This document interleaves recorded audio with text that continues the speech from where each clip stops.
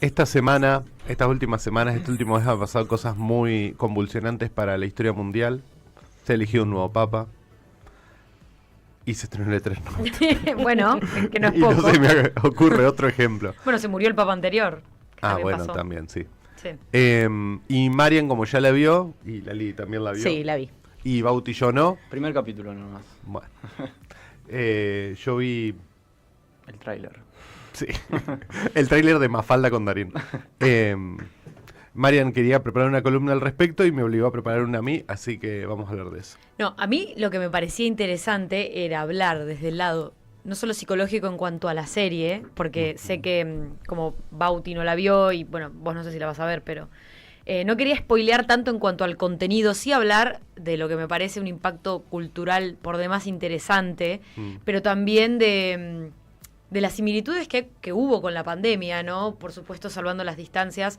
En el Eternauta estamos hablando de una invasión alienígena, mientras que en la pandemia era simplemente algo desconocido, pero que también nos hizo mantenernos encerrados y que va a tener, tuvo y va a tener todavía efectos a largo plazo complejos, que si bien el Eternauta no va hasta esos efectos complejos, bueno, sí se pueden dilucidar todo esto de las situaciones de estar encerrado, de lo desconocido, de no saber qué hay afuera, de sentir que me puedo morir si salgo, ¿no? Y siento que fue, si bien ya quedó bastante atrás la pandemia, 5 años, es como que todavía, sí, ¿no?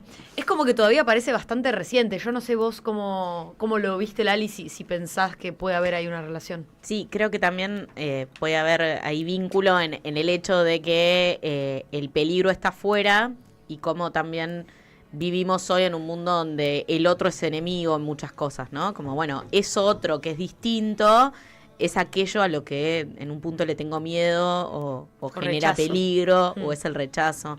Entonces creo que ahí, en esta búsqueda de Francisco de que la pandemia saliéramos mejor, bueno, no sé si lo hemos logrado y ese creo que es un punto a seguir pensando, ¿no? Nunca había pensado ese análisis de que el otro es el enemigo. Bueno, es que hay algo Sí. de la individualidad llevada a su máxima expresión, donde el otro que es el distinto, digo, en términos de todo el tiempo, la rivalidad y no pensarlo como alguien que puede aportarme algo, sino como aquel al que hay que conquistar, ¿no? Mismo en el primer capítulo, de nuevo, solo vi el primer capítulo, pero se ve como cuando él sale, lo primero que le ofrecen es un arma, ¿no? Y él dice, ¿por qué un arma? Pero lo primero que piensan es que el otro va a ser malo. Sí. Bueno, pero si te acordás en la pandemia, y me parece que... Era en otra esto- época igual. En esto también es como bastante conocido. No, es que el Eternauta está en No, ya sé. en época Es moderna. una readaptación, claro. Pero en la pandemia pasaba esto de que la gente compraba mansalva, papel higiénico. Me estaba acordando de eso. Y nadie pensaba si el otro iba a necesitar. Lo que pensás en ese momento que entras en modo supervivencia Es lo que yo voy a necesitar. es lo que yo voy a necesitar. Y lo que yo voy a... Por ejemplo, pirámide de Maslow, mis necesidades tienen que estar satisfechas para recién poder pensar en el otro, ¿no? Entonces, pasa un poco esto en el Eternauta, que al principio es bueno todos juntos, pero después se empiezan a dar los subgrupos que piensan en su grupo y no en los demás, o personas que empiezan a pensar como individuo y no en la importancia de lo colectivo. Y son todas cosas que nosotros en menor o mayor medida vivimos. No sé si ves algo de esto conectado con algo de lo que trajiste. Sí, pero te voy a dejar terminar tu análisis de la serie. Por ahí si Bauti sale un segundo, podemos hablar con spoiler Habla, porque habla, te estoy es lo viendo que estamos diciendo, es una esforzándote serie, un montón. ¿cuántos años tiene el cómic? En el Bueno, el cómic 60. Como 70 años. se escribió en 1957, 1957. así que es bastante Hablen, viejo. hablen. Me sorprende lo poco que sé del Eternauta, no sabía que había alienígenas. Hay Me spoileaste alienígenas. eso también, me parece que son como cosas súper Yo lo pensé cuando lo dijo, dije, se lo está spoileando, porque si no leíste la historieta... Es mi culpa por no haber en el leído primer- en su momento. bueno, Sí, nada. sí, hablen libremente. Bueno, habla libremente. No, es una serie que me parece que rescata, y acá por supuesto que dejo que también Lali aporte en función de lo que a ella le pareció, pero es una serie que esto rescata una obra bastante longeva de nuestra historia, una historieta, sí, un cómic, como es conocido, de 1957 y lo hace suceder en el momento actual, ¿no? Como que si pasara hoy en día, ¿cómo sería esta historia con estas personas? Recreando, por supuesto, todo lo que tiene que ver con los barrios de Buenos Aires, en donde la historia se lleva a cabo y eso es parte también de lo lindo de leer el cómic, que en su momento se publicaba un par de páginas por semana. Entonces el cómic te engancha mucho porque cada 3 páginas tenés el conocido cliffhanger o Pasa esa cosa algo. de que, claro, de que si querés seguir leyendo tenés que comprar la semana Pobre que viene. Darín, qué vida acontecida. Y nosotros nos lo terminamos en un fin de semana, ¿no? En un Digo, fin de pensar semana. ¿En cuántas sentadas lo viste, Lali? que 2. ¿En 2? 2. Bien. Igual había una magia, yo nunca, cómic por fascículos nunca leí, pero había una magia en el capítulo de estreno, pone los viernes, te pasaban no sé qué, y vos sabías que el viernes iba a haber un capítulo nuevo. Tal cual. Pero eso ya no existe. Sí. Eso ya no existe, tal cual. Y sobre todo Netflix, que tomó la decisión de... Porque viste que plataformas como, por ejemplo, Disney siguen haciendo estrenos semanales, Sí. Ujú. mucho más frecuentes que Netflix, que lo que suele hacer es subirte la serie de una. Y está teniendo bastante repercusión mundial, una serie que sucede acá entre San Isidro y Belgrano, pasando por Vicente López, vas pasando por todos los barrios de Buenos Porteño, Aires, claro. en donde... Bueno, te empezás a encontrar con esto que hablábamos antes, ¿no? Con una nieve que cae, que no se sabe muy bien qué es, simplemente ves que la gente empieza a morir. Y de a poco te vas adentrando en los capítulos, te vas dando cuenta que no es que es la nieve nada más, sino que hay Marciano. bichos, claro, bichos que en la serie nunca los llaman cascarudos, como sí se llaman en la historieta, pero que son cascarudos, literalmente como escarabajos gigantes, que hacen como nidos y que medio que te agarran y te comen o te llevan a algún lado. Ay. Y está muy bien hecho en cuanto a efectos especiales. Sí, eso, creo que quienes no estamos, yo decía antes, quienes no estamos acostumbrados a la ciencia ficción, eso es lo que quizá más nos llama la atención, ver esos efectos en nuestra ciudad, ¿no? Bueno. Hay algo de eso que a uno lo primero le choca y después también lo agradece, ¿no? Como ver de escenario de esas escenas, bueno, es divertido. Siendo cine argentino, es emocionante, ¿no? Sí, no, total. no vi efectos especiales por ahora, pero por lo que dicen compite directamente con series de... hoy en 100%. día, ¿no? Y un lindo dato que ya salió en todos lados, pero que no me parece menor, es que en todas las traducciones de los subtítulos, las Islas Malvinas están traducidas como Islas Malvinas, porque es una serie nuestra y nosotros no vamos a decir Falklands, vamos a decir Excepto en el Malvinas. Reino Unido, donde hubo un conflicto. No, calculo que también dirá Islas Malvinas. Que se manejen los del Reino Unido, no sé. Eh, Pero me habían una cosa dicho una de- cosa más que quiero rescatar es que me parece que lo más importante de la serie, y en lo que creo que por ahí podemos hacer pie con lo tuyo, Ujú. es que el final, más no voy a, por supuesto, spoilearlo, sí que me parece que la idea final es nadie se salva solo, ¿no? Necesitamos de los demás para poder llegar a lugares, porque si bien hay un personaje que es como el personaje del punto de vista, que es Juan Salvo, hay un montón de cosas que él puede hacer porque está con otros que lo ayudan, aunque esos otros después sigan con él en el camino o no. Y un poco la serie, el mensaje que te deja y un poco lo que creo que también nos pasó a nosotros como sociedad en la pandemia, es que al final del día siempre necesitábamos de otros, ¿no? De otros, de ayudarnos, de cuidarnos. El programa del gobierno, por ejemplo, Mayores Cuidados, que era anda a hacerle las compras a la viejita del barrio. Yo hacía Esta eso. cosa de que yo también y mi viejito falleció, pero de otra cosa. Pero bueno, nada, cuestión, no importa. Sí, y en este sentido creo que lo rico es que no es necesitar de otras cosas, sino es de un otro. Tal cual. ¿No? Necesitas del sujeto, necesitas de la persona.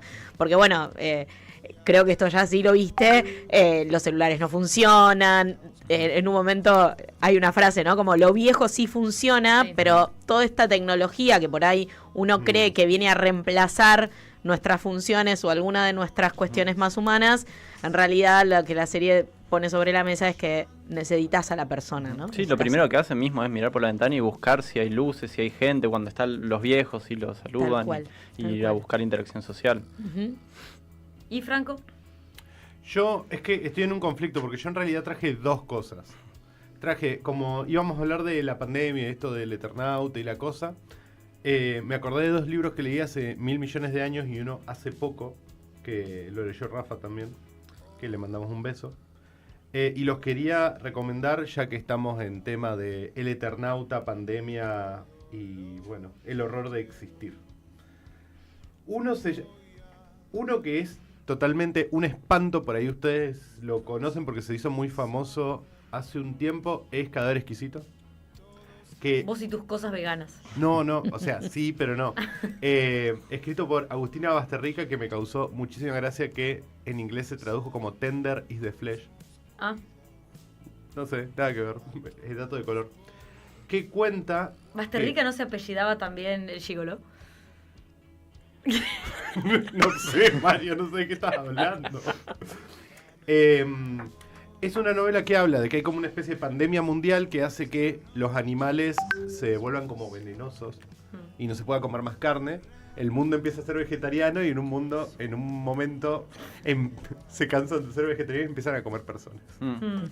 Y te cuenta, como años después de ese suceso, cómo la sociedad se ha reestructurado a partir de esa lógica con todas las cuestiones. O sea, es literatura distópica y no te pinta un futuro muy feliz. Claro. Es muy interesante de leer porque te genera unas sensaciones para nada agradables, pero que son bastante impactantes. Y te hace reflexionar cómo eventos así como catastróficos pueden llevar a que la moral se desintegre totalmente. Y otra que tal vez es un poquito más positiva, pero que es literatura ya más vieja, es La peste de Albert Camus. No sé si leíste. No, Sí. no leí, pero sí. Sí. Que es de una ciudad de Argelia, que estaba turisteando, un médico estaba trabajando ahí, había unos turistas, no sé qué cuestión, y de repente arranca una peste y cierran las fronteras y nadie puede salir. Y había gente que no vivía ahí, gente que no tenía plata, bueno. Y este es bastante más positivo en línea con lo que contabas vos, porque te va mostrando cómo comunitariamente se van ayudando entre todos para ir pudiendo atravesar esa situación que se les da. Obviamente en el medio hay muerte, en el medio hay peleas, en el medio hay de todo, engaños, desengaños amorosos, etc. Pero sí, plantea mucho más esto de que, bueno, la salida tiene que ser entre todos, porque si estamos preocupándonos siempre por el uno, no llegamos a atravesar esta situación. Si querés te cuento de los papers que traje. A ver. Papers. En realidad fueron dos que tienen que ver con esto que vos hablabas. Y me pareció interesante hacer una división. Uno es un estudio hecho por O'Reilly y colaboradores de 2021 y el otro por Sekman en 2023. El primero sobre gente de 12 a 25 años y el segundo en adultos mayores. Y encontraron algunas cuestiones interesantes. Obviamente la salud mental, si yo les pregunto cómo creen que se afectó la salud mental durante y luego de la pandemia, ¿qué me van a decir? ¿Qué me van a decir, Mario?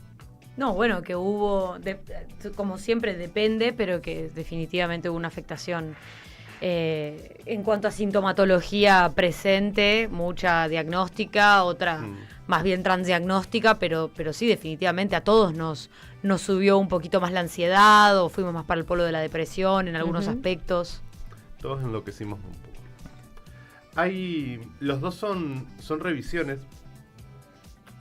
En todos los estudios que se revisaron había alguna afectación, sea